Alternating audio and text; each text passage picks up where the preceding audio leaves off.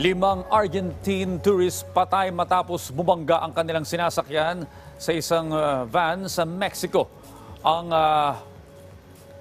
Samantala, Morgenstreich Lantern Parade sa Switzerland nagsimula na.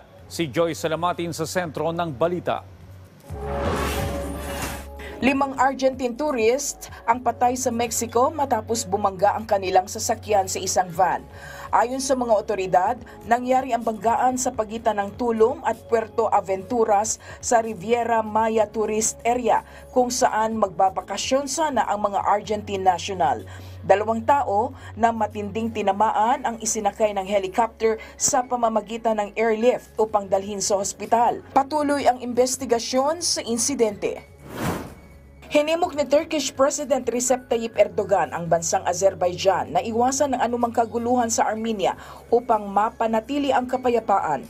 Ito ay matapos magkaroon ng engkwentro sa border sa pagitan ng Azerbaijan at Armenia na ikinamatay ng 4 na Armenian troops. Ayon kay Erdogan, ang paglagda ng Permanent Peace Treaty ng Azerbaijan at Armenia ay magbibigay ng bagong pag-asa para sa kapayapaan, katahimikan at katatagan ng rehiyon at ng buong mundo. Dumating sa Ankara si Azerbaijani President Ilham Aliyev upang makipagpulong kay Armenian Prime Minister Nikol Pashinyan na pinangunahan ni German Chancellor Olaf Scholz.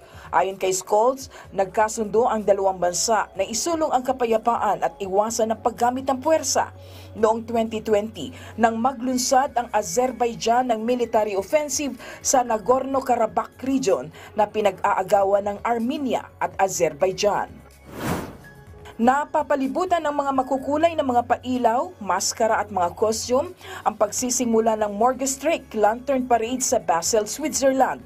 Libo-libong tao ang gumising ng madaling araw upang saksihan ang nasabing parada, kung saan ang ilan ay nakasuot ng mga lantern sa kanilang mga ulo.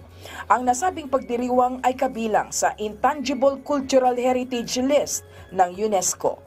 Joy Salamatin para sa Telebisyon ng Bayan sa Bagong Pilipinas.